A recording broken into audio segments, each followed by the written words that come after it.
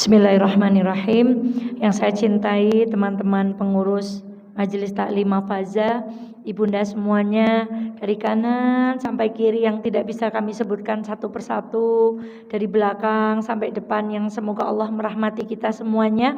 Mari kita awali. Assalamualaikum warahmatullahi wabarakatuh. Alhamdulillahi rabbil alamin. Alhamdulillahilladzi la ya'til hasanata illa minhu. Asyhadu an la ilaha illallah wa asyhadu anna Muhammadan abduhu wa rasuluh. Allahumma salli ala Muhammad wa ali Muhammad kama sallaita ala Ibrahim wa ali Ibrahim innaka Hamidum Majid. Sehat sedaya ibu-ibu? Alhamdulillah. Atas izin Allah, atas kasih sayang Allah, atas rahmat Allah, siang hari ini kita masih dimudahkan langkah kakinya untuk menuju masjid ini. Kalau ada orang dimudahkan langkah kakinya ke masjid, kalau ada ibu dimudahkan langkah kakinya ke majelis taklim, kalau ada ibu rumah tangga langkah kakinya dimudahkan kepada kebaikan-kebaikan, insya Allah itu tanda bahwa Allah menghendaki kebaikan untuk kita semuanya. Karena Rasulullah Shallallahu Alaihi Wasallam bersabda, "May yuridillahu bihi khairan yufaqihu fiddin." Barang siapa dikehendaki baik oleh Allah, baik hidupnya, baik keluarganya, akan baik akhiratnya, insya Allah. Salah satunya apa tandanya? Yufaqihu fiddin.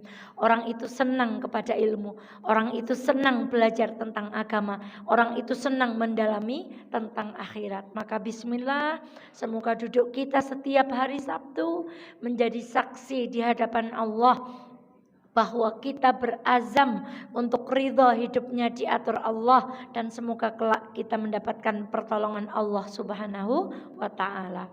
Shalawat dan salam semoga senantiasa terlimpah kepada baginda Muhammad Sallallahu Alaihi Wasallam. Ibu, ketika Rasulullah mengatakan bahwa kita yang paling banyak menghuni neraka, semoga duduk kita setiap Sabtu dan hari-hari yang lain menyelamatkan kita semuanya dari perkataan Rasulullah yang itu. Sebaliknya, insya Allah dengan duduk kita di sini kelak kita akan menjadi perempuan-perempuan yang dimasukkan oleh Allah ke dalam surga. Ibunda, sebagai mukadimah, di hadapan kita ada satu ibadah yang sering kita dengar. Salah satu ibadah yang dilakukan orang umroh dan haji, yaitu ibadah yang bernama sa'i, yaitu berjalan dimulai dari Safa kemudian berakhir di Marwah, 7 kali putaran. Jauhnya kurang lebih, totalnya kurang lebih 3,5 km. Itulah salah satu ibadah yang pernah dilakukan oleh seorang perempuan yang bernama siapa ibu? Hajar. Lalu beliau berlari dari Safa Marwah, diberi hadiah apa sama Allah bu? Air Zam-Zam. Maka bismillah, setiap hari Sabtukah, Jumatkah, Seninkah, Selasakah, Rabukah, setiap ibu keluar dari rumah menuju Mafaza, menuju majelis taklim yang lain, ya Allah ini Safa Marwahku, ini Safa Marwahku ya Allah.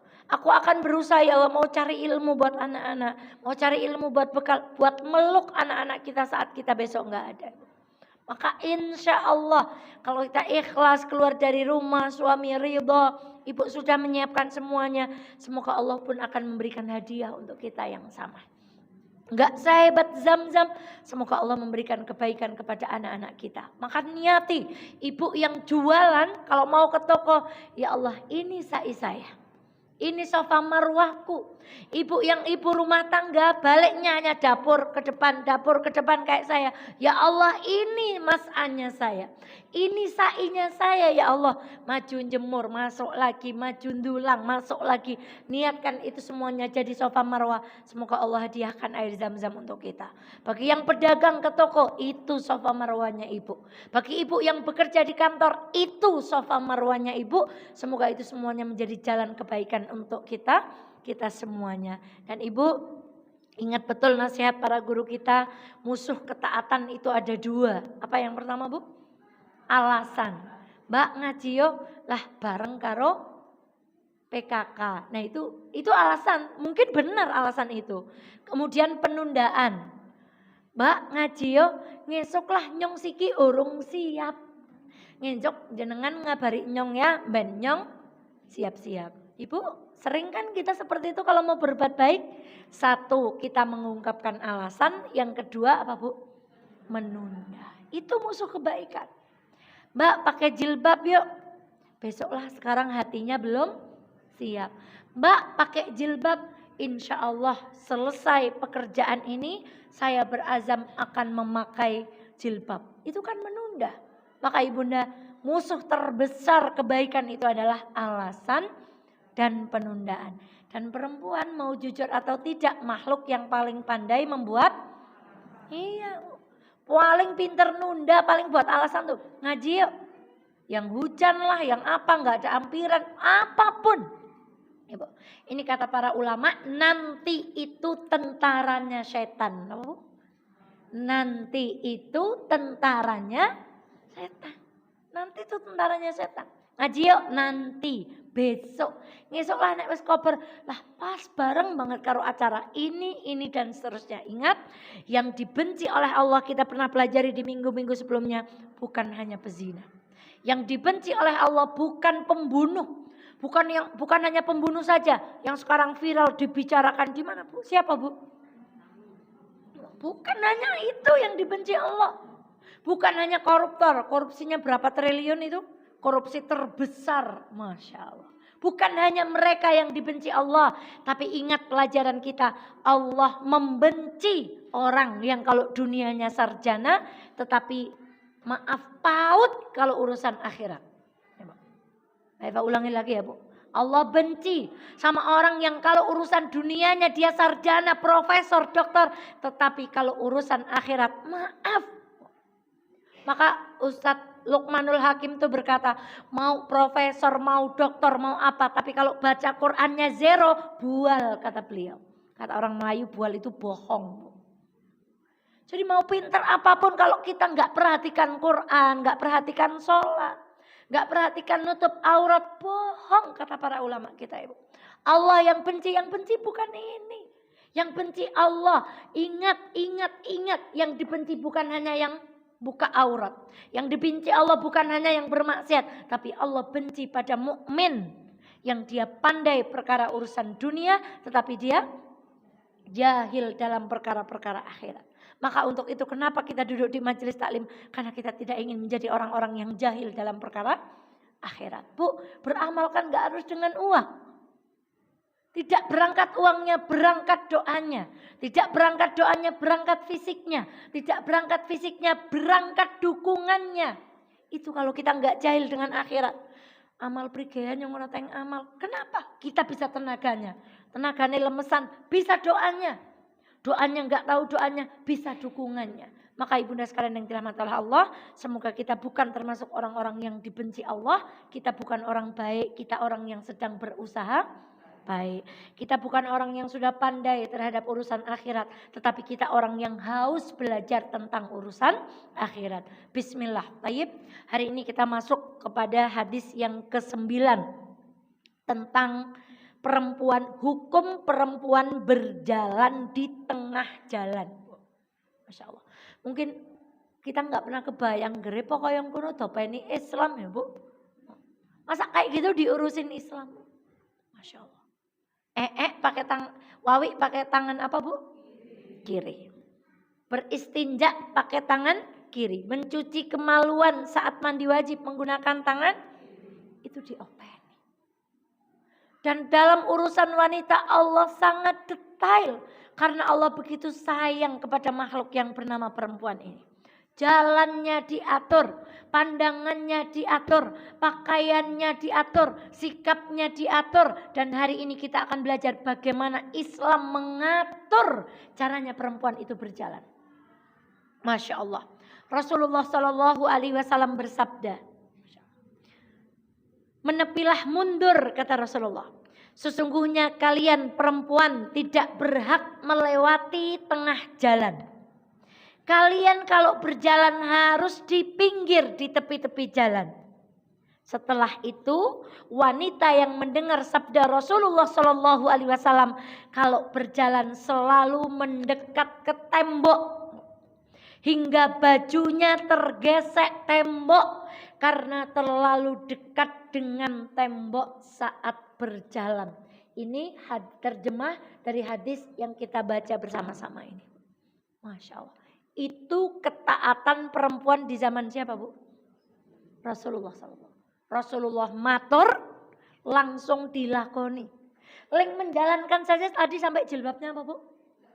Nempel tembok saking taatnya terhadap apa yang disampaikan oleh Rasulullah SAW. Pertanyaannya, siapa makhluk yang pernah melihat surga? Rasulullah SAW. Siapa manusia di muka bumi ini yang pernah diperlihatkan kepadanya neraka? Rasulullah SAW. Ibu pernah ke Dieng? Pernah. Sama satu lagi ibu belum pernah ke Dieng. Kalau ibu mau minta petunjuk dikasih peta, manut sama yang sudah pernah ke Dieng atau yang belum pernah ke Dieng? Ya. Berarti yang paling tahu jalan masuk surga siapa? Siapa yang paling tahu jalan yang kita nggak boleh lewati karena itu jalan yang akan mengantarkan kita ke dalam neraka siapa? Kita mengaku nabi. Kita mengaku umatnya Rasulullah Sallallahu Alaihi Wasallam, tapi seberapa ketaatan kita kepada Rasulullah Sallallahu Alaihi Wasallam? Bu, Abu Lahab, istrinya namanya siapa? Ummu. Kalau ibu lupa bilang aja Ibu Lahab, kan gitu kan, Bu? Nah, istrinya Pak Lahab namanya. Ketika Rasulullah Sallallahu Alaihi Wasallam lahir, budaknya Abu Lahab datang kepada Abu Lahab. Wahai Abu Lahab, ponakanmu lahir. Saking senangnya Abu Lahab ketika ponakannya lahir, kata Abu Lahab, kamu tak merdekakan. Maka ada ulama yang mengatakan Abu Lahab itu kalau hari Senin mendapatkan keringanan hukuman di neraka.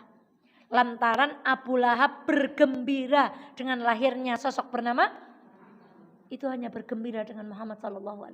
Bagaimana kalau mentaati? Tapi pertanyaannya, apakah Abu Lahab taat kepada Rasulullah? Apakah Abu Lahab mengikuti dakwah Rasulullah? Apakah Abu Lahab menghalangi dakwah Rasulullah? Iya. Sekarang yang kedua, pamannya juga namanya Abu Thalib. Apakah Abu Thalib tidak cinta kepada Rasulullah? Cintanya luar biasa. Anak beliau banyak, yang paling disayang ponakannya Rasulullah SAW. Kalau ada yang melawan, kata Abu Thalib, berhadapan dulu denganku. Gimana cintanya Abu Thalib? Tapi apakah Abu Thalib mengikuti dakwah Rasulullah? Apakah beliau menghalangi dakwah Rasulullah? Tidak. Sekarang yang ketiga, pamannya Rasulullah yang bernama Hamzah. Cinta enggak sama Muhammad? Ikut dakwahnya Rasulullah? Ikut. Bahkan beliau syahid bersama. Jadi orang cinta kepada Rasulullah itu tiga. Saya umatnya Muhammad, saya cinta kepada Muhammad. Tapi kayak Abu Lahab. Gak mau ikut aturannya Muhammad, malah menghalangi dakwah. Nah, ini jangan sampai keluar dari lisan kita, Bu, satu kata saja. Ketika Allah menjelaskan ada orang berbicara satu kata. Kata di dalam bahasa Indonesia itu satu atau banyak? Satu. Kalau kalimat di dalam bahasa Indonesia namanya banyak. Tetapi dalam bahasa Arab kalimat itu satu. Tapi banyak itu namanya jumlah. Jumlah mufidah itu kalimat yang lengkap. Terdiri dari ada subjek, predikat, objek. Itu namanya jumlah.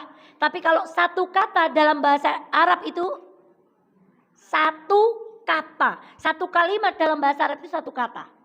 Jadi Rasulullah itu sampai berhati-hati. Ada orang bicara satu kalimat. Ini hadis bahasa Arab. Berarti satu apa? Satu kata. Tapi gara-gara ucapannya dia masuk neraka karena Allah benci dengan ucapan itu. Contoh, ada orang belajar pakai jilbab. Ada orang belajar ngaji dengan ringannya lisan kita komentar. Sok alim. Sok suci. Itu berapa kata, Bu? 2. Kalau mau disingkat, wes lah itu satu kata.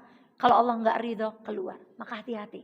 Ada umat Muhammad, temannya mulai hijrah, temannya belajar pakai jilbab, temannya belajar ngaji, delok petah pirang dina. Lihat. Kalau Allah benci dengan kalimat itu, Masya Allah. Persis kayak Abu Lahab. Cintanya bukan main. Ngaku umatnya Nabi. Tetapi terhadap syariatnya Nabi justru melawan. Justru mengatakan yang itu aliran apa, aliran apa, aliran apa.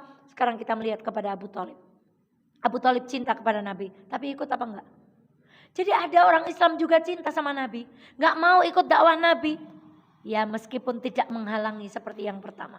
Yang kita inginkan kita seperti pamannya Nabi yang lain. Cinta sama Nabi, ikut perintah Nabi, mendukung dakwahnya Nabi. Maka ketika Rasulullah berkata kepada perempuan di zamannya, jangan jalan di tengah-tengah lagi. Jalannya perempuan itu minggir. Kemudian dibahas oleh para ulama tentang penjelasan hadis ini. Ibu saya gambarkan, lihat ini anak-anak berjalannya mepet apa Bu? Mepet tembok. Berjalan di tembok. Minggir. Itu. Masya Allah. Laisa lin nisa'i wasatot tariq. Kata Rasulullah SAW. Tengah jalan bukan untuk wanita. Jadi pertanyaannya sekarang. Kenapa kita nggak boleh berjalan di tengah jalan? Maksudnya bukan besok ibu terus mobil berjalan itu di tengah. Bukan. Maksudnya kalau kita jalan di keramaian. Misalnya di tempat-tempat tertentu yang itu bercampur antara laki-laki dan perempuan.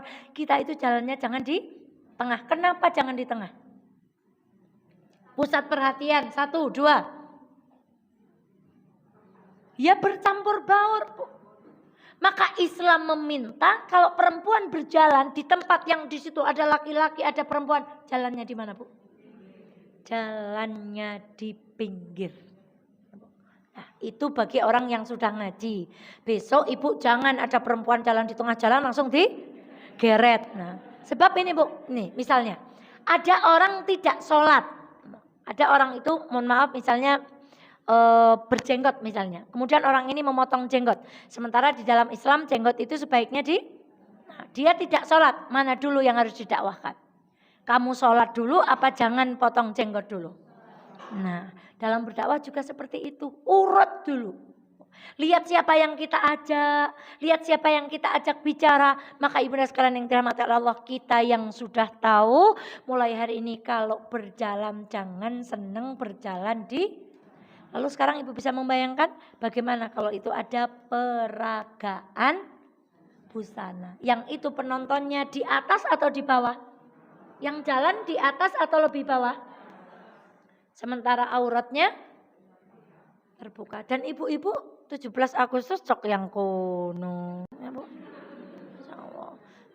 Jangan takut berteman sama Mbak Eva di Facebook Bu. Gak usah takut, gak apa-apa. Gak bocorin rahasia. Ibu kan gak usah tersinggung, itu ibu-ibu di Amerika. Masya Allah. Gewara 17 Agustus senam di depan umum, joget di depan umum, ada bapak-bapak, ada ibu-ibu. Kalau nggak sayang, tak biarin. Kalau nggak sayang nggak akan bicara ini, Bu. Tapi karena sayang, pengen selamat semuanya, ayo. Jangan lakukan itu. Tidak adakah lomba-lomba yang lebih wibawa? Tidak ada kegiatan-kegiatan yang membuat kita bersyukur, mensyukuri kemerdekaan yang diperjuangkan dengan darah. Masa kita cara bersyukurnya seperti itu, Bu? Sementara perempuan itu tiangnya apa, Bu? Paling gampang mau menghancurkan negara itu hancurkan aja perempuannya. Jauhkan mereka dari masjid, jauhkan mereka dari adab, jauhkan mereka dari akhlak yang baik. Selesai. Karena kalau ibunya hancur, anaknya juga ikut hancur. Karena kalau seorang istri hancur, keluarganya juga ikut. Masya Allah. Ibu jangan tersinggung loh ya. Itu perempuan-perempuan yang merayakan 17 di mana? Di Amerika. Ingat, enggak boleh tersinggung. Betapa taatnya perempuan waktu itu, Bu. Rasulullah matur jangan lagi. Ketika kemarin kita kaji hadis, jangan masuk lewat pintu lagi. Maka sahabat yang mendengar sampai akhir hayat tidak pernah masuk pintu itu lagi. Karena pintu itu dikhususkan untuk siapa? Wanita. Hari ini Rasulullah, jangan berjalan di tengah jalan. Berjalannya menepi. Supaya apa? Supaya kita tidak menjadi pusat perhatian. Insya Allah sudah menggunakan himar, sudah memakai pakaian jilbab menutup seluruh tubuh, dan juga tidak masuk kategori tabaruj, berjalannya di pinggir pakaiannya tidak mencolok, insya Allah yang demikian akan menyelamatkan kita semuanya. Maka ibunda sekalian yang dirahmati oleh Allah, masih belum mau taat kepada Allah, tadi ada ibadah sa'i. Ini ibadah apa, Bu? Berapa kelilingnya, berapa kali, Bu? 7. Terus, Bu? Jadi termasuk tawaf itu sampai dibahas. Bolehkah perempuan pada hadis yang ke-10 itu mengerjakan tawaf tanpa membaur dengan kaum laki-laki? Insyaallah. Kemudian para ulama membahas ini, Bu. Nah, termasuk hal yang sulit menghindari tawaf tidak tercampur dengan laki-laki saja masih berjubelnya seperti itu. Mungkin Masya Allah, entah kalau Allah berkehendak, Allah akan menghendaki. Mungkin suatu saat nanti ada hari khusus di mana perempuan tawaf. Ada laki-laki jam khusus di mana laki-laki harus tawaf. Saat ini itu belum terlaksana. Maka yang demikian termasuk hal yang dimaafkan. Namun apakah ketika dimaafkan itu kita jadi ngawur ketika tawaf? Tidak, Bu. Kemudian kita berhimpit-himpitan dengan, ya Allah, saya belum tahu ilmunya waktu itu. Saya kalau kalingan saya dengan Bu Ayu, gimana caranya bisa nyentuh Ka'bah waktu itu. Saya kalau kalingan itu baca hadis ini sekarang ketawa. Astagfirullahaladzim. Alangkah waktu itu belum punya ilmunya teh. Maka dengan beliau, yuk kita pengen nyentuh apa, Bu? Ka'bah. Kalau nyentuh Hajar Aswad kayaknya angel banget. Lalu dengan beliau nggoceli apa itu? Hijar Ismail. Sampai ternyata tawaf di kisaran situ tuh pendeknya luar biasa. Karena kita biasanya tawaf itu di lantai 3. Satu putaran hampir setengah jam. Saya kalau kelingan itu teh, astagfirullahaladzim, karena belum tahu ilmunya. Sampai ada ulama yang mengharamkan, Bu. Saking pinginnya perempuan itu jangan sampai ikhtilat dengan laki-laki. Kalau tawaf saja ada yang mengatakan dilarang, apalagi kita kumpul yang gak ada gunanya dengan laki-laki. Ikhtilat, bercampur baur. Kalau satu majelis kan tidak bercampur baur. Laki-laki duduk di mana? Di sebelah sana. Perempuan duduk di mana? Insya Allah. Ada dindingnya. Ada kewibawaan yang membatasi kita.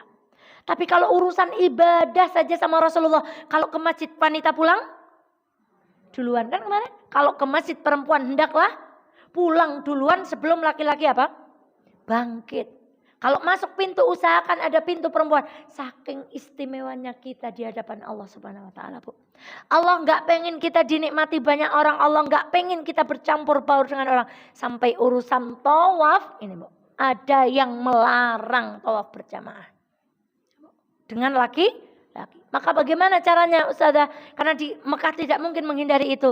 Menggunakan pakaian terhormat, jangan memaksa berdesak-desakan dengan laki-laki. Baik, ini tawaf. Kita hidup itu dari hari Senin, coba kita hitung Senin.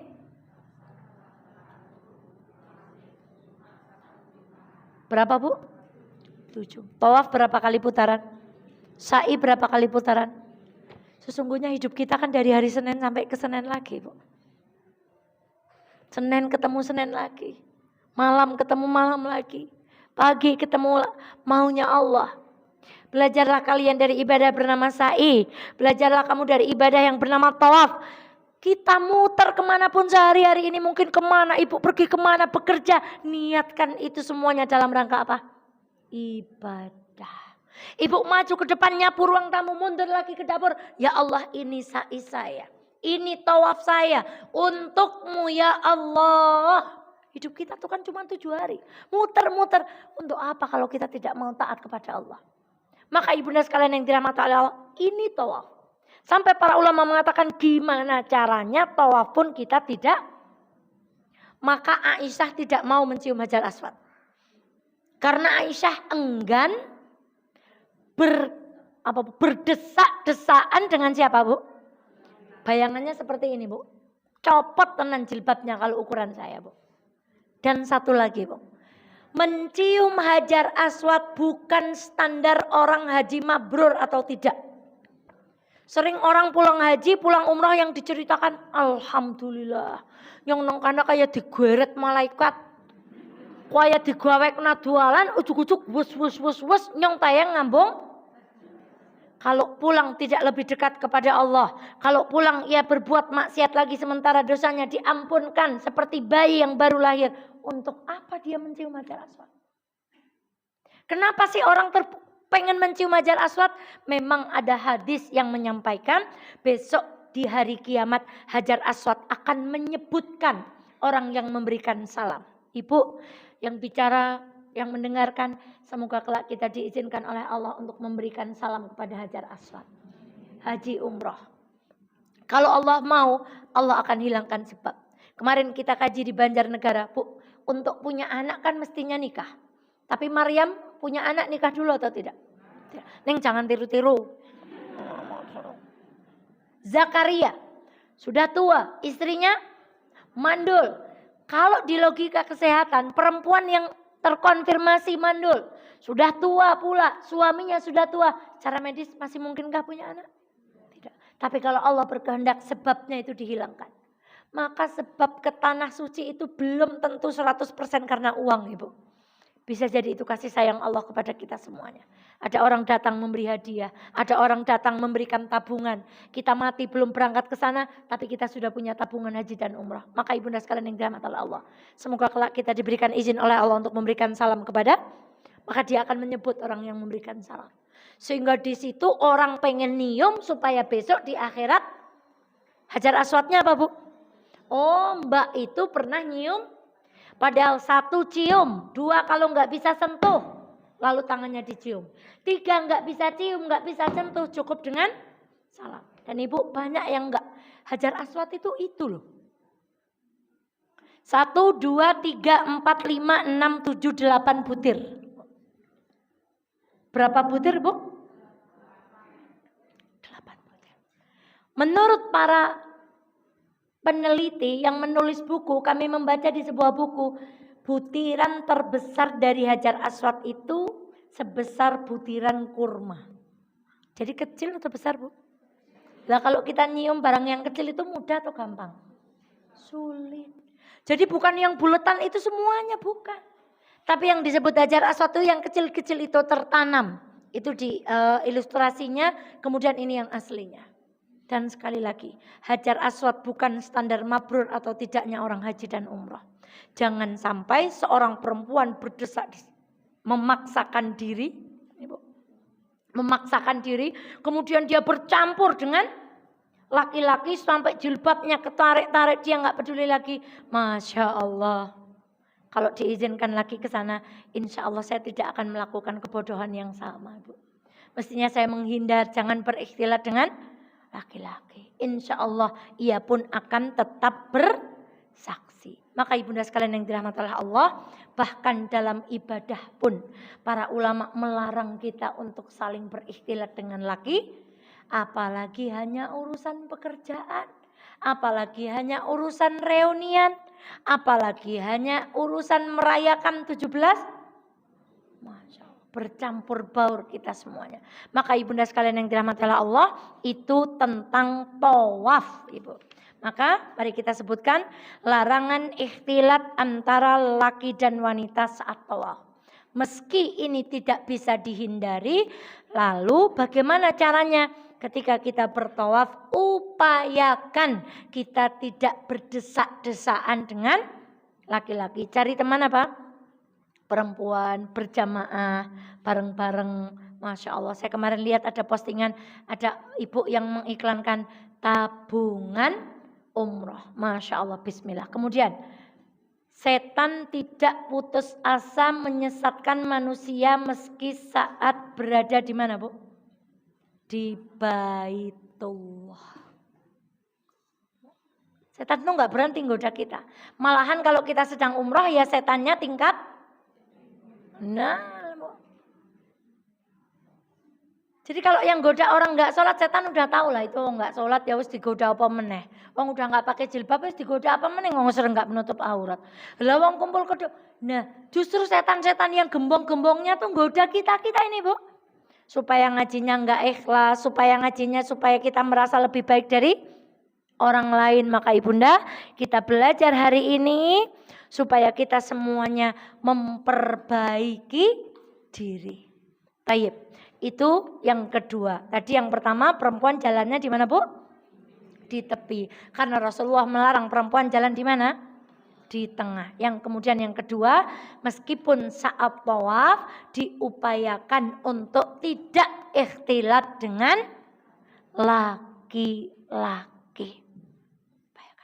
Bismillah, insya Allah kita semuanya ziarah Mekah dan Madinah. Kemudian hadis yang berikutnya, lelaki dilarang mengunjungi wanita non mahram. Di episode-episode sebelumnya kita belajar perempuan kalau bisa tidak usah keluar rumah, ya kan? Kecuali untuk apa? Hajat. Boleh nggak keluar rumah? Untuk hajat, contohnya hajat itu apa? Memenuhi kebutuhan, misalnya pergi ke pasar. Kemudian apa lagi? Pergi ke masjid. Kemudian apa lagi? Sudah kelalen? Menuntut ilmu, hadir di majelis taklim, apalagi yang diperbolehkan? Menghadiri acara-acara sosial yang di dalamnya tidak ada. Nah, sekarang gini, Islam itu indah sekali, Bu. Kalau hanya perempuannya tok yang dilarang keluar, iya dilarang keluar. Tapi kalau laki-lakinya tidak diatur, perempuannya nggak keluar, tapi laki-lakinya. Maka sempurnanya Islam itu, perempuannya dilarang. Sekarang Allah pun membuat aturan bagi laki-laki. Lah perempuannya di rumah, laki-lakinya tidak diatur. Perempuannya di rumah, iya betul perempuannya di rumah. Tapi laki-lakinya tidak diatur, lalu laki-lakinya apa? Masuklah yang namanya khalwat. Apa bedanya kemarin ikhtilat dengan khalwat? Khalwat itu berdua-duaan meskipun tidak ngapa-ngapain. Kalau ikhtilat campur baurnya itu apa, Bu? Berjamaah. Jadi untuk apa perempuannya diatur? Perempuan jangan keluar ya, kecuali untuk yang penting-penting ya. Perempuan di rumah ya. Tapi laki-lakinya nggak diatur. Maka laki-laki datang begitu enaknya, assalamualaikum, lalu berapa, Bu? Berkhalwat. Maka masya Allah. Qala Rasulullah sallallahu alaihi wasallam. Diriwayatkan dari Uqbah bin Amir, Rasulullah bersabda, janganlah kalian mengunjungi wanita. Seorang dari Ansor bertanya, ya Rasulullah, bagaimana dengan saudara ipar? Saudara apa, Bu? Berarti garwane sinten? Garwane adiknya atau garwane kakaknya ibu? Lihat jawaban Rasulullah SAW. Saudara ipar itu al-maut. Saudara ipar itu kematian. Apa maksudnya? Apa kita nggak boleh bertemu dengan saudara ipar? Boleh. Apa kita nggak boleh ngomong sama saudara ipar? Ini bicara tentang apa tadi, Bu? Bicara tentang khalwat. Berdua-duaan atau mendatangi rumah perempuan ketika rumah itu tidak ada mahramnya. Iyyakum waddukhula 'alan nisa. Janganlah kalian mengunjungi wanita. Sampai dikatakan siapa tadi, Bu? Bagaimana kalau ipar yang mengunjungi? Kata Rasulullah apa, Bu? Sekarang gambarannya begini. Untuk memahami hadis ini. Kira-kira kalau ipar masuk rumah kita orang curiga atau tidak? Tidak. Kira-kira kalau ipar bertamu ke rumah kita masuk aja, siang masuk, sore masuk, pagi masuk. Orang curiga atau tidak? Lawong siapanya? Lawong kakangane. Lawong baik. Kemungkinan terjadinya keburukan juga ada. Sebab saudara ipar memiliki akses untuk bertemu lebih mudah daripada laki-laki apa? Laki-laki asing kalau mau ke tempat ibu harus lapor RT. Dimintai KTP. Seperti pesulap merah. Karena dia punya akses yang lebih mudah. Apakah kalau saudara ipar itu tidak tergoda melihat ibu? Saudara ipar dengan setan pinter mana, Bu? Ibu dengan setan pinter mana? Loh kok pinter setan, Bu? Pinter kita. Tapi setan itu tidak pernah mutungan. Kalau kita, setan itu tidak pernah mutung. Nggak digoda, nggak iso ngaji. Wong ngaji terus, wes gak iso nek digoda kon nggak ngaji itu nggak bisa. Ya wes digoda liane, lebar ngaji sombong. Setan itu nggak pernah mutung. Dan setan itu sangat kreatif untuk menjatuhkan kita, Bu. Setan itu kreatif, inovatif, tidak pernah mutungan dan tidak pernah ketinggalan teknologi. Dan setan juga sangat memegang budaya-budaya zaman dulu. Maka buktinya sekarang dari zaman dulu setan itu nggoda Muhammadiyah dan NU sepakat kemerdekaan Indonesia tanggal berapa, Bu? Itu kan cara lama, tapi setan tahu betul bahwa cara lama itu masih laku, maka digunakan terus untuk. Tapi setan nggak ketinggalan. Mode sekarang pakai internet, setan tahu. Kalau senangnya Al-Quran, setan juga menggoda manusia pakai Al-Quran. Maka ibu ingat, ketika Nabi Sulaiman mengatakan siapa yang bisa mindahin istananya ratu siapa? Lalu jin Ifrit berkata, Sulaiman, akan aku pindahkan Ratu Balkis istananya sebelum engkau bangkit dari tempat. Ternyata ada yang lebih cepat lagi dari Ifrit. Siapa, Ibu? Di dalam cerita itu siapa yang memindahkan kerajaan itu? Gus Samsudin. Siapa, Bu? Laki-laki yang solih. Berarti dari dulu setan itu kalah tender sama manusia yang baik. Jadi mestinya kita lebih pintar dari. Karena setan itu dari zaman Nabi Sulaiman sudah kalah tender sama laki-laki yang soleh. Maka ibu dan sekalian yang dirahmati Allah. Karena ipar kalau masuk rumah kita nggak ada yang curiga. Dengan ketidakcurigaan itu maka setan akan lebih mudah menggoda. Dia lebih punya kesempatan untuk ngobrol. Tidak seperti laki-laki asing. Mengapa disebutkan kematian? Mengapa disebutkan dengan maut? Karena kalau ibu berbuat buruk dengan ipar, dengan berbuat buruk dengan laki-laki lain, mana malunya lebih tinggi, Bu? Mana hancurnya lebih tinggi, Bu? Di mana rendahnya kita lebih rendah, Ibu? Tapi bukan berarti ya wes nek ora kena karo ipar nyontak karo wong. Bukan seperti itu, tapi kehinaannya itu lebih mana, Bu? Kehancurannya lebih hancur, hinanya lebih hina. Rendahnya lebih rendah ketika ibu tergoda dengan saudara. Itulah kenapa diibaratkan saudara ipar itu seperti apa, Bu? Maut. An-Nawawi mengatakan, dan kebiasaan orang dulu jahiliyah menganggap biasa masalah ini. Ada orang yang berduaan dengan istri saudaranya dianggap biasa.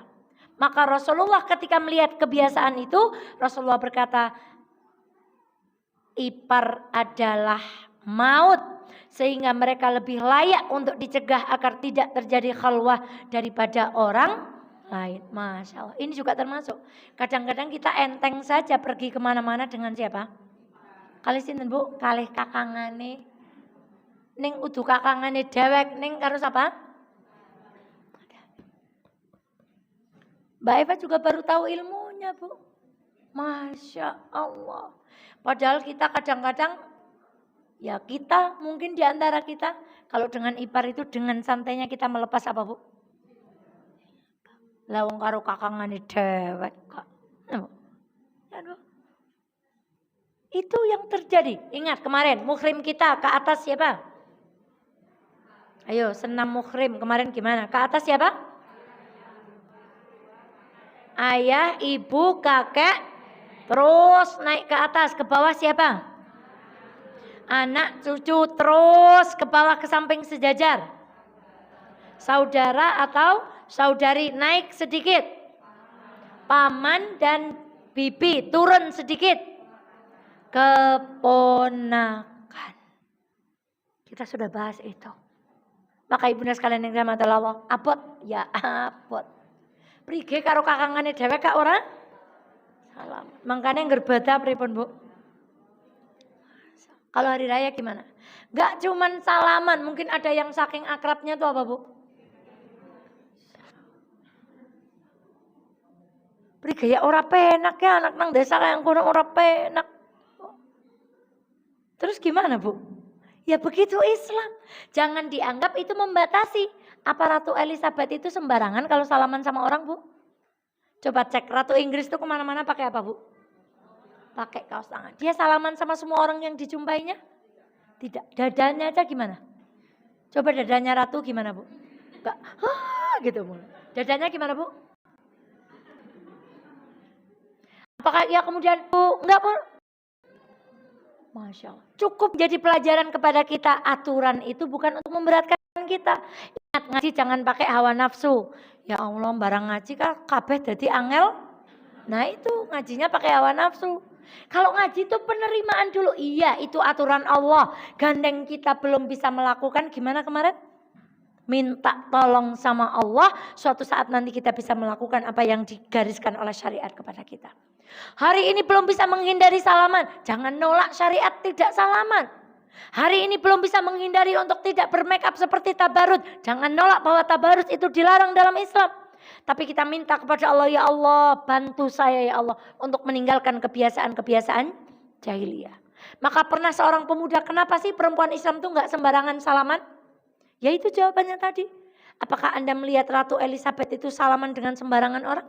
Tidak. Dan yang kedua Bu, kenapa sih perempuan harus nutup aurat? Ibu dikasih silver queen, kemudian yang satu sudah dibuka, yang satu masih dibungkus. Dilempar ke halaman Masjid Fatimah Zahra. Ngambil yang rebutan yang masih dibungkus atau rebutan yang sudah dibuka? Dibungkus ya. Perempuan saja milih yang masih. Laki-laki juga begitu Bu. Kalau melihat senang yang sudah terbuka. Tapi kalau mau cari pendamping maunya yang. Nah itu loh. Berarti kalau kita membuka aurat kita sebenarnya kita sedang membuat matanya mereka menikmati sesuatu yang tidak dicintai oleh Allah. Maka ibunda sekalian yang dirahmati Allah, itulah disebabkan kenapa Rasulullah mengatakan ipar itu adalah kematian. Tapi ngencang kalau ketemu kakak ipar, jangan dekat-dekat. Nah, ipar adalah maut, bukan seperti itu. Maksudnya kita kalau di depan ipar menjaga kehormatan, menjaga aurat, tidak berdua-duaan dengan. Sebisa mungkin hari ini kalau mau mengadakan perjalanan dengan mahram. Lalu ada hadis, janganlah sekali-kali seorang laki-laki berduaan dengan perempuan kecuali dengan ditemani mahramnya. Sekarang kalau ada anak kecil gimana? Kedatangan tamu, anaknya Ustazah Eva, anak 2 tahun. Kalau tamunya megang-megang Ustazah Eva, anak yang 2 tahun itu mudeng apa enggak? Enggak mudeng. Maka kehadiran anak yang belum berjenggot, kata para ulama bahasanya, tidak merubah hukum ini. Kita tetap tidak boleh menemui laki-laki itu meskipun di situ ada anak kita. Anak yang belum bisa membedakan mana yang baik, mana yang buruk. Anak saya umurnya 2 tahun. Andai ada laki-laki masuk ke dalam rumah kemudian laki-laki itu pegang, apa anak 2 tahun itu mudeng? Apa kalau ibu berjalan dengan ipar misalnya atau berjalan dengan laki-laki. Lalu gak apa-apa Ustazah kan ada anak saya. Anaknya umur berapa? Umur 1 tahun, masih nyusu. Masih apa? Dalam susuan. Lalu kita duduk dengan laki-laki asing di depan. Kalau ibu ngapa-ngapain dengan laki-laki itu anak kita sudah bisa ngelapor atau belum Bu? Maka ini tidak menggugurkan hadis ini. Siapa anak yang boleh menemani kita saat ada tamu laki-laki? Anak yang sudah bisa membedakan antara yang baik dengan yang buat orang dewek kak nyong dibatiri anaknya. Lihat dulu anaknya umur berapa. Maka ibunda sekalian yang dirahmati oleh Allah, janganlah sekali-kali seorang laki-laki berduaan dengan perempuan kecuali dengan siapa? Kalau tadi jangan mendatangi perempuan meskipun dia adalah seorang ipar. Karena ipar berarti kalau mau mendatangi tamu harus ada siapa? Mahram. Karena ingat tidaklah seorang berdua-duaan kecuali yang ketiganya. Ada orang mau menyelenehkan syariat. Hadis ini tuh dikomentari oleh seorang netizen apa istilahnya.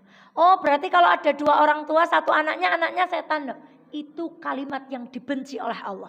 Itu cara orang melecehkan agama. Oh berarti kalau ada yang bertiga berarti anaknya itu setan. Bukan seperti itu Bu. Masya Allah. Ini ingat. Wah ini kayaknya kalau dari fotonya ini masnya solih atau tidak Bu? Emang standarnya mas solih itu gimana Bu? Kemarin saya lihat video tampangnya kayak bonek apa siapa itu yang itu disuruh surat Al-Kahfi bacanya itu tartil. Yang on the street itu loh Bu. Penampilannya boleh gak genah-genah. Tapi ternyata baca Qurannya tartil. Makanya Bu, gak usah heran kalau ada perempuan. Kalau kadang pakai rok pendek tapi dia datang pengajian. Yang lebih saya heran lagi, bajunya rapi, jilbabnya gede tapi gak pernah datang. Gak usah heran kalau ada laki-laki bertato ke masjid. Yang lebih heran lagi, gak pakai tato, senengnya pakai peci tapi gak pernah muncul kemana. Jadi ini kira-kira kalau dari gambar laki-lakinya soleh apa enggak ya? Kira-kira Bu. Kita jadi psikolog gitu Bu. Kira-kira soleh apa enggak Bu? Soleh ya. Mbaknya soleh atau enggak? Setan berani enggak sama orang soleh sama orang solihah? Oh berani. Malah bahasanya lebih keren lagi. Kalau orang awam itu berkata, yuk kita ngedate misalnya. Oh kalau udah ngaji bahasanya beda lagi. Yuk supaya ta'aruf kita lebih. Nah, pakai bahasa apa Bu? Iya. Supaya saya lebih mengerti anti. Nah, supaya saya lebih paham anta. Sudah mulai pakai anta anti. Tapi siapapun yang berdua dengan laki-laki ketiganya siapa? Dan saya sebenarnya benci kalau setan itu digambarkan cuman kayak gini Bu. Sehingga setan itu kita anggap dok, oh bon cabe, pedesnya kayak. Berarti setan cuman selevel apa? Lagi mie ayam, mie set. Berarti pedesnya cuman seperti itu. Setan kesenangan kalau cuman dianggap seperti itu Bu. Hati-hati. Setan nih kalau kayak gini nggak apa-apa berduaan. Kan kita ngobrolnya tentang syariat. Gimana kajiannya yang ikhwan? Bagus. Gimana mbak? Kan nggak apa-apa. Kajiannya kan ngobrolnya kita kan bukan ngobrolin yang enggak. Tapi ngobrolin apa? Ngobrolin tentang dakwah. Apa nggak keren banget Bu? Ngobrolin apa Bu? Dakwah. Insya Allah nggak apa-apa lah. Kita kan lagi ngobrolin apa Bu? Tapi berdua. Yang ketiga siapa Bu? Ingat strategi setan ketika kita belum menikah adalah Masya Allah ini masnya ikhwannya luar biasa. Siang malam kelihatan cuma di masjid. Mbaknya juga pengajian dimanapun pasti duduknya paling. Dia laki-laki banget Masya Allah. Kalau baca Quran suaranya itu sebelum nikah. Kalau setelah nikah gimana strategi setan Bu? Dibalik 360. Masya Allah, jebul.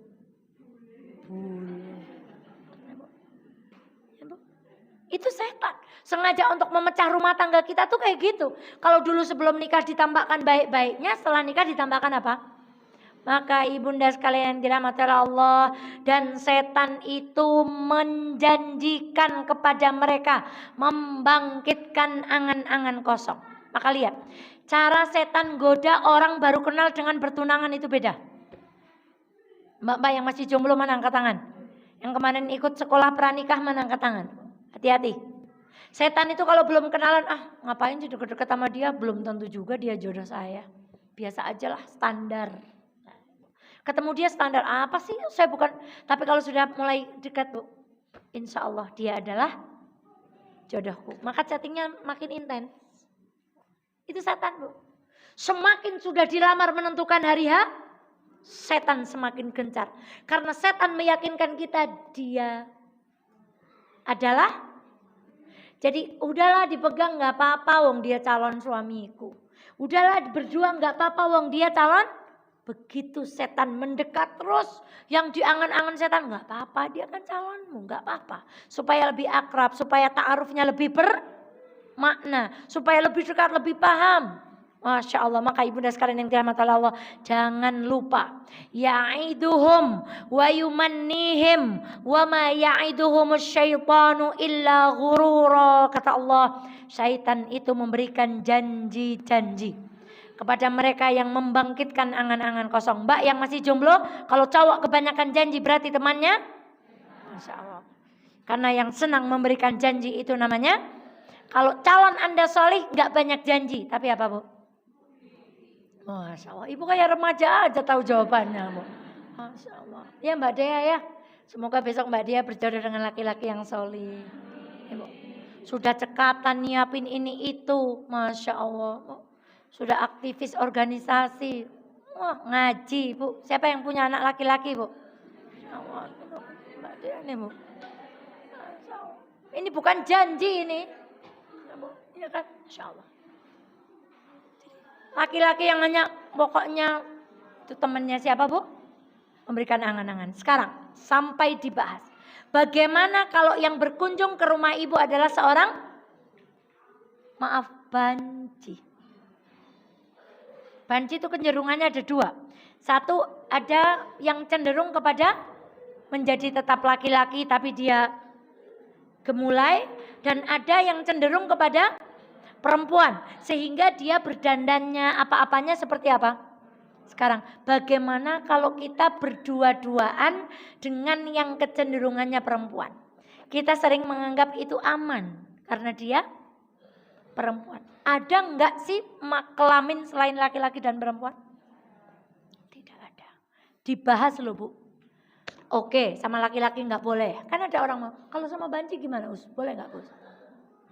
Oke, bancinya yang gimana dulu? Udah dia tuh perempuan banget deh.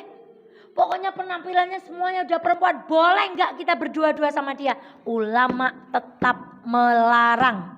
Sampai ada pepatah Arab mengatakan singa itu kematian, perang itu juga kematian. Sama ipar ya tetap khalwat, sama banci yang keperempuan-perempuanan juga tetap dalam kategori. Sama anak yang dia belum bisa membedakan antara yang baik dan yang buruk tetap masuk dalam kategori khalwat. Sekarang Bu, maaf. Yang sebelah sana, maaf saya tampilkan karena di sini semuanya perempuan semuanya. Kalau ada jamaah laki-laki saya tidak tampilkan. Ibu itu laki-laki apa perempuan? Laki-laki apa perempuan? Meskipun wajahnya, meskipun fisiknya, meskipun mungkin bicaranya sudah dibuat gimana caranya apa Bu? Oh yang sebelah sana jelas perempuan Bu. Yang sebelah sini? Yang kanan, yang sebelah sana. Laki-laki atau perempuan? Meskipun dia berbentuk seperti itu, penampilannya perempuan, bicaranya perempuan, pakaiannya perempuan, meskipun ia sudah mengganti kelaminnya dengan perempuan, ulama tetap melarang kita berdua-duaan dengan seorang yang cenderung kepada perempuan-perempuan, karena hakikatnya dia tetap apa? Laki-laki. Itu Islam. Dibahas, Ibu. Nah, itu tadi setan itu senangnya menghiasi keburukan sehingga tampak itu kan keburukan, Bu. Tapi di mata kita jadi gimana? Ibu sama itu cantik mana? Mbak Eva sama itu cantik mana, Bu? Lah cantik yang di sana toh. Glowing itu, cantik itu, seksi itu. Tapi setan senangnya begitu. Makanya ditutupi surga itu dengan sesuatu yang dibenci. Tapi ditutupi neraka itu dengan sesuatu yang disenangi. Itu kenapa Dajjal dikatakan membawa api dan air. Kita disuruh milih apa Bu? Api. Karena sesungguhnya itu air. Jangan pilih air karena sesungguhnya itu. Sekarang yang menyenangkan bagi nafsu itu kan melanggar syariat Bu. Tapi ngaji itu enggak enak. Menegakkan, dengar kayak gini perempuan jangan jalan di tengah. Kita kalau ngajinya pakai nafsu enggak nerima Bu. Guripa angel temen uripe yang kono ya. Tambah ngaji sama Ustadz Mukhlis nanti belajar muamalah. Angel temen sih urip sampai ada yang ngadu. Dan tambah ngaji uripe tambah. Itu karena ngajinya belum dengan apa Bu? Ngajinya dengan emosi. Jadi ketika ada Ustadz menyampaikan ini kita belum bisa melaksanakan, ngelawan kita Bu. Sama. Perasaannya sama. Mungkin ketika maaf ada orang yang berhutang, Ustadz bicara tentang hutang, melawan dia. Mestinya jangan melawan. Minta sama Allah supaya selesai itu semuanya. Belum bisa pakai jilbab, jangan melawan orang yang menyampaikan tentang aurat. Minta sama Allah supaya kita diberikan hati-hati. Ngaji gak boleh pakai apa Bu? Pakai emosi, pakai nafsu. Sehingga kita akan melawan ini semuanya. Dan ibunda sekalian yang dirahmati oleh Allah, boleh gak berdua-duaan dengan banci? Nah, boleh nggak berdua-duaan dengan anak kecil yang belum bisa disegani? Ada nggak orang tua segan dengan anak kecil? Ada nggak bapak-bapak mau nyowel ibunya malu sama anak kecilnya? Nggak ada. Malah anaknya diajak kerjasama, yuk. Jadi milu baik kan, jur ibu anak kancane. Ibu nggak usah jauh-jauh sampai di TV. Coba di sekitar kita. Berapa banyak orang yang tergelincir rumah tangganya gara-gara itu? Perempuannya tidak menjaga diri, laki-lakinya tidak menjaga, anaknya malah dijadikan umpan untuk apa? Wis ora apa-apa metu wong kader karo anake boncengan tengahe ono anake ning gen cilik. Coba anaknya udah SMA. Masya Allah. Jadi tetap tidak boleh.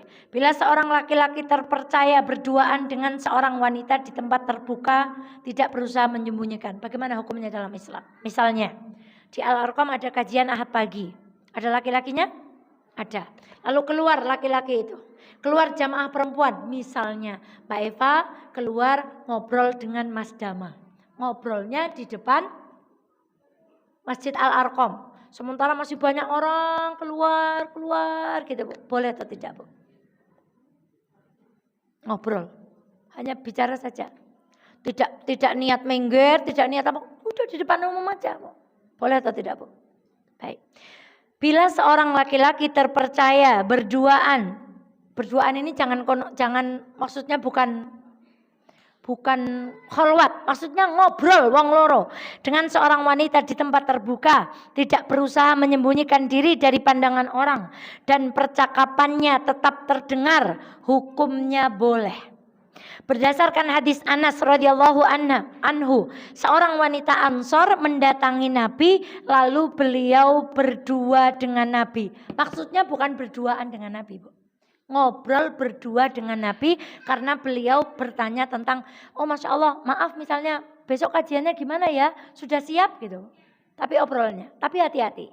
Hadis ini pun tidak boleh dibawa serampangan sehingga cari Mbak Eva kan apa-apa. Karena sekarang berduaan di depan orang umum juga nggak malu masalahnya, Bu. Betul atau tidak? Coba sekarang kita piknik ke sana, Bu. Ada anak kecil tuh pada tiduran di sampai kadang pengen tak lihatin aja terus biar dia nggak nyaman, Bu. Biar dia nggak nyaman. Minimal tangannya jor apa, Bu? Ojol, ya kan, Bu? Tadinya sandaran, kalau Ibu lihatin aja nanti dia lama-lama nggak nyaman, Bu. Lama-lama leng jekong jor. Nah, tadinya tangannya gimana, Bu? Ibu tahu gaya rangsel. Kalau bonceng itu gitu. Itu gaya rangsel. Belum puas gaya rangsel kayak apa? Celurit. Ini betul. Ini boleh. Ibu berbicara dengan bapak, Pak gimana besok kajiannya, kegiatannya. Kita ngobrol, obrolan kita didengarkan semua orang, boleh. Tapi kalau ini terdengar dengan orang yang belum bisa menahan nafsunya. Oh cari Mbak Eva, oleh Kak. Yang penting tidak bersembunyi. Sekarang yang terjadi, pemuda-pemuda bahkan yang tua-tua juga ikutan. Berduaan dengan yang bukan mahram itu tidak malu lagi meskipun dilihat banyak mata. Justru tempat-tempat wisata di Amerika itulah jadi ajang tempat. Maka berkali-kali saya sampaikan, aslinya nek ora kepepet banget, ora patia seneng dolan. Cuman kadang anaknya ayo lah bun main ke sana. Sing diweruhi nelesep nang jejer wit teh-tehan. Teh-tehan kan agak segini turun sedikit, ya wis ora keton, Bu. Wis rilan jegong kene kathoke cepot-cepot. Lah Mbak Eva kok lihat, ya tak eleng-eleng manten. Ben rekoh, Bu. Dan anehnya sekarang ada orang tua yang mendukung anaknya foto prawet itu, Bu. Prawet itu ajarannya siapa, Bu? Orang belum halal kok prawet, paling prawet kasih irunge sing. Kemudian ungkur-ungkuran. Hati-hati, Bu. Masya Allah. Ya Allah, kalau sudah ngelihat zaman sekarang jadi kelingan anak wedok kan, Bu? Gimana masa depan anak-anak kita? Maka bismillah ya Allah, hatta walau anak kita sekarang belum ngaji, enggak mondok kah, kalau orang tuanya lurus insya Allah megang syariatnya Allah, semoga anak-anak kita dilindungi Allah, Bu. Anaknya mau kepleset sama Allah, oh jangan, ibunya dulu sering ngaji. Anaknya mau kepleset berdua, jangan. Karena ibunya dulu ngaji sama Allah, ditolong Allah. Tapi kalau ibunya rusak, Allah mau ngeman-eman dengan cara apa lagi? Maka ibunda sekalian yang dirahmati Allah, boleh berbicara dengan laki-laki terpercaya di majelis yang wibawa, ucapannya juga tidak bisik-bisik, yang kita obrolkan juga orang lain boleh dengar.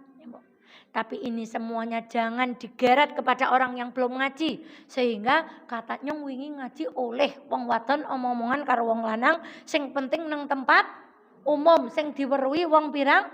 Sekarang orang berzina gak mesti sembunyi. Ya kan, Bu? Orang berzina gak mesti sembunyi. Mungkin banyak yang Masya Allah. Beliau sekarang sudah kembali kepada jalan Allah. Saya pernah bertanya, Bu. Apakah di Wonosobo itu ada seperti itu? Ada. Caranya gimana? Tinggal masuk kamar, nanti diorderkan, orderannya ini diantar. Kalau sudah selesai, si mbaknya ini dijemput. Jadi nggak akan ketahuan, Bu. Kalau keburukan saja tersistem seperti ini, kenapa kita melakukan kebaikan-kebaikan tidak disistemkan? Kenapa kita tidak berjamaah? Sementara mereka membuat gimana caranya berbuat maksiat yang nggak ketahuan orang. Masya Allah. Jadi di bawah kebun teh hati-hati ada apa, Bu? Masya Allah. Ya Mbak Resi yang tinggal di Dieng ya. Masya Allah. Isinya nih rangsel. Gaya rangsel terus gaya apa? Makanya beliau homestay syariah. Beliau sedih juga kalau ada homestay yang nggak syariah. Karena yang masuk itu siapapun boleh masuk. Mau laki-laki, mau perempuan, mau bawa KTP suami istri boleh masuk, Mbak. Kira-kira ngapain di rumah? Kira-kira ngapain di kamar, Bu? Ustazah Eva suudzon, kami memang bukan suami istri. Tapi kami kan di kamar nggak ngapa-ngapain. Maka ibunda sekalian yang dirahmati oleh Allah itu. Nah, suatu ketika Nabi sedang bersama salah seorang istri beliau. Pada saat itu seorang lewat dan Nabi memanggilnya ketika ia datang. Ya fulan, hadhihi zaujati fulana. Minimal ibu, kenapa kita nggak boleh berdua-duaan? Rasulullah itu pernah dengan istrinya. Lalu ada seorang laki-laki itu ketika melihat Rasulullah dengan seorang perempuan itu lari cepat.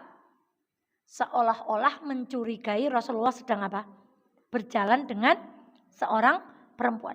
Lalu Rasulullah SAW, hai fulan, dia adalah istriku. Orang itu berkata, wahai Rasulullah, siapa yang berburuk sangka? Saya enggak suudzon kok, saya tidak berburuk sangka kepada Anda. Lalu Rasulullah SAW bersabda, inna syaitana yajri minal insani majrad dam. Sesungguhnya setan itu berada di tubuh manusia seperti apa, Bu? Seperti mengalirnya darah di mana? Di pembuluh darah. Itu loh. Sama istrinya saja kadang-kadang dicurigai. Ada seorang ibu, anak cowoknya sudah bujang. Ya kan, Bu? Jalan berdua. Orang bisa menganggap ibu jalan dengan siapa? Oh, si Mbak itu jalan dengan Bude Mundir.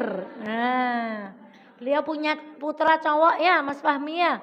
Jadi Bude Mundir kalau jalan dengan laki-laki itu, dengan Mas Fahmi pernah Bude? Dikira siapa Bude? Masya Allah. Bude Mundir merasa awet muda. Bayangkan. Dengan anak sendiri, dengan istri sendiri saja Rasulullah. Hati-hati. Setan itu bisa membuat orang suudzon. Apalagi kita berduaan bukan dengan mahram.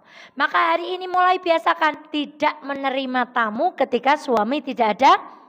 Kalau menerima tamu, panggil karyawannya ibu, panggil tetangganya ibu, panggil anak ibu yang sudah tamjiz karena terpaksa tamu ini penting, maaf bisa kita wakilkan, ibu. Kemudian, oh maaf suami sedang tidak di rumah. Laki-laki yang baik akan sangat memahami, dia tidak akan berkunjung pada perempuan dikala perempuan itu tidak ada mahramnya. Amrot, nah ini amrot itu tadi apa Bu? Amrot itu remaja putra yang belum tumbuh jenggotnya. Yang tadi saya terangkan. Pendapat pengikut mazhab kami, laki-laki yang berduaan dengan remaja putra yang belum tumbuh jenggotnya sama seperti berduaan dengan wanita. Misalnya Mbak Eva datang ke sini ngobrol sama anak SD kelas 6 Al-Askia, boleh atau tidak? Boleh, karena berdua dengan anak yang belum tumbuh jenggotnya sama dengan berdua dengan perempuan. Tapi hati-hati juga. Sekarang banyak anak-anak yang dewasa sebelum waktunya. Kenapa? Tontonannya. Yang dilihat apa? Mungkin melihat tontonan orang tuanya. Ada seorang ibu bertanya, Ustazah, boleh enggak untuk membangkitkan nafsu dengan suami sebelum berhubungan kita nonton apa Bu? Ada yang bertanya seperti itu. Berarti ada yang melakukan jalan itu Bu. Seorang ibu juga bertanya, boleh enggak kita baca bacaan yang membangkitkan syahwat? Supaya kita itu dengan suami itu jadi apa Bu? Yang demikian dilarang. Maka ibu meskipun diperbolehkan ngobrol dengan anak yang belum tumbuh jenggotnya, anak kelas 6 SD, anak kelas 5 SD. Tapi sekarang maaf, anak SMP sudah tahu Bu. Kenapa? Karena media, Masya Allah. Karena tontonan. Karena mungkin melihat dari orang tuanya, melihat dari kakaknya, melihat dari teman-teman bergaulnya. Dan ibu kemarin lihat berita, kadang-kadang kok ketiban nonton itu kok ketiban yang seperti itu. Jadi ada grup khusus yang dibuat untuk menikmati video porno. Contoh, Mbak Eva punya video porno. Barang siapa yang pengen menikmati silahkan gabung ke grup Mbak Eva dengan bayar 200.000 saja. Nanti setiap hari akan dikirimi, Ibu. Dikirimi video baru. Caranya untuk melihat itu jadi apa tadi, Bu? Jadi member, dan itu dilakukan oleh sepasang suami istri. Wal'iyadzubillah. Maka ibunda, meskipun boleh, lebih baik apa, Bu? Hati-hati. Kecuali itu memang anak-anak, anak SD Al-Askia, seperti anak kita. Makanya ibunda, kalau dengan anak SMA jangan, oh belum ada jenggotnya ya? Oh kamu belum ada jenggotnya toh? Oh berarti kayak dengan wanita. Kemudian apa? Wes berarti berpelukan, rapopo. Bukan seperti itu maksudnya, Bu. Maksudnya ini berbicara kepada anak-anak yang masih kecil. Seperti berduaan dengan wanita. Namun haram hukumnya berduaan dengan remaja yang sudah mengerti, kecuali bila berada di tengah-tengah kerumunan laki-laki yang terjaga. Baik, hadis di dalam bab ini menunjukkan beberapa faedah dan hukum. 1. Seorang lelaki haram berduaan dengan wanita asing. Dan maaf, Bu, berduaan itu bukan hanya fisik berdua loh ya. Ibu fisiknya boleh di rumah, tapi ibu keluar dengan cara media sosial. Berduaannya dengan apa, Bu? Bude mundir. Berduaannya dengan apa, Bu? Dengan ngobrol. Fisiknya di rumah. Laki-lakinya juga di rumah. Tapi khalwat. Ibu gak percaya? Mbak Eva, ditunjukkan saya HP. Ini loh. Foto yang dikirim fulan. Maaf, Bu. Itu foto anggota privasi perempuan. Perempuannya mungkin gak ketemu dengan laki-laki itu. Tapi saling kirim gambar seperti itu. Billah. Enggak, saya enggak mau buka. Nanti saya enggak tahu orangnya. Sudah cukup ini saja. Karena harus di-download kalau enggak otomatis. Saya enggak mau buka. Sudah cukup saya tahu saja. Itu ada. Jadi badannya boleh di rumah. Tetapi ketika dia chatting dengan laki-laki lalu apa, Bu? Kirim gambar-gambar yang tidak baik. Maka ibunda dilarang berduaan. Meskipun hanya dengan ngobrol.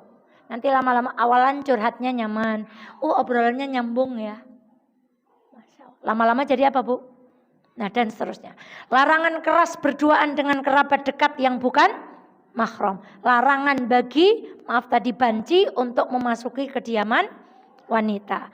Haram berduaan dengan anak laki-laki. Masya Allah, saya salah ini, Bu. Haram berduaan dengan anak laki-laki rupawan yang belum tumbuh jenggotnya. Maksudnya anak laki-laki yang memungkinkan kita bangkit syahwatnya. Yang diperbolehkan adalah berduaan, astagfirullah saya salah. Berduaan dengan anak seperti anak SD dan seterusnya. Saya ulangi lagi, saya islah.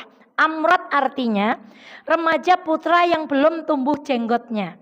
Pendapat pengikut mazhab kami, laki-laki yang berduaan dengan remaja putra yang belum tumbuh jenggotnya sama seperti berduaan dengan wanita. Itu sudah betul. Namun haram hukum berduaan dengan remaja seperti ini sebagaimana berduaan dengan wanita kecuali berada di tengah-tengah kerumunan laki-laki yang terjaga. Jadi boleh kalau di tempat apa, Bu? Di tempat umum, di sekolah. Saya bertemu dengan anak-anak, saya islah lagi. Tetapi meskipun ia belum berjenggot tidak boleh apa, Bu? Tidak boleh berduaan. Saya ulangi lagi, saya islah. Boleh saya ngobrol dengan remaja yang belum tumbuh jenggotnya ketika di mana? Di tempat umum, di sekolah, di pelatihan-pelatihan. Tetapi dilarang berduaan dengan laki-laki meskipun ia belum tumbuh jenggotnya, berkhalwat. Nasihat pemimpin untuk rakyat dan peringatan atas tindakan berbahaya yang dikhawatirkan akan menimpa. Ibu yang suaminya RT. Besok lagi kalau 17 Agustus lombanya ganti apa, Bu? Yo yang Bu RT ngaku. Ora sida. Ibu yang suaminya kepala dinas atau kepala apa yang dengan telunjuknya bisa memasukkan banyak orang masuk. Pemimpin itu dengan telunjuknya aja bisa masuk surga loh, Bu. Ayo semuanya sholat duha. Ayo semuanya sekarang duduknya jangan dekat-dekat. Barisnya sekian. Tapi seorang pemimpin juga bisa masuk neraka dengan apa? Kenapa, Bu? Dia tidak menggunakan tanda tangannya untuk membela agamanya Allah. Demikian kita ulangi. Boleh bagaimana cara berjalan perempuan? Di pinggir. Karena yang demikian menghindarkan perempuan dari Nah, dari menjadi pusat perhatian. Bolehkah tawaf bercampur antara laki-laki dan perempuan? Nah, maka bagaimana boleh sekarang karena tidak bisa dihindari. Namun apa upayanya untuk itu? Kita menghindari. Kalau bisa tawafnya di mana, Bu? Lantai 3 omber. Lantai 3 itu omber sekali, tidak berdesak-desakan. Jangan yang di pusaran circle utama seperti gambar tadi, itu yang memungkinkan jilbab kita terlepas, celana kita mungkin melotrok, ya Bu.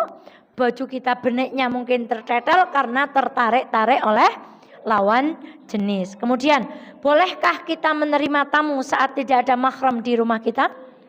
Anak seberapa yang boleh menemani kita menerima tamu? Yang sudah bisa membedakan antara baik dan bolehkah kita berduaan meskipun dengan banci? Yang cenderung kepada perempuan? Tidak. Bolehkah kita berduaan di tempat hanya dengan anak yang belum tumbuh jenggotnya? Tidak. Lalu pertanyaan yang kedua, dua terakhir, bolehkah kita berbicara dengan laki-laki terhormat di tempat umum? Boleh. Bolehkah kita berbicara dengan anak-anak yang belum tumbuh jenggotnya? Catatannya di mana, Bu? Di mana obrolan kita terdengar orang lain, di mana pertemuan kita dilihat banyak orang. Namun hati-hati, jangan bawa hadis ini kepada orang yang belum ngaji, nanti jadi dalil boleh pacaran sing penting nang alun-alun. Karena di alun-alun diapakan? Dilihat banyak. Boleh pacaran tapi di kebun teh, karena di kebun teh banyak apa? Banyak orang. Bukan seperti itu. Yang berbahaya di bawah teh, ya Bu, Masya Allah. Jadi boleh nggak kita pergi ke kebun teh?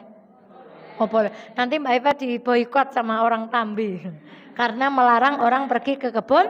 Boleh nggak berduaan di alun-alun? Boleh nggak berduaan di alun-alun? Ya boleh. Dengan siapa? Suami. Dengan siapa lagi? Anak-anak. Boleh nggak berduaan di kebun teh? Dengan siapa? Nah begitu. Masya Allah. Astaghfirullahaladzim. Insya Allah besok kita akan melanjutkan hadis yang ke 12. Tadi 8, 9, 10. Besok 11 berarti enggak? Sebentar.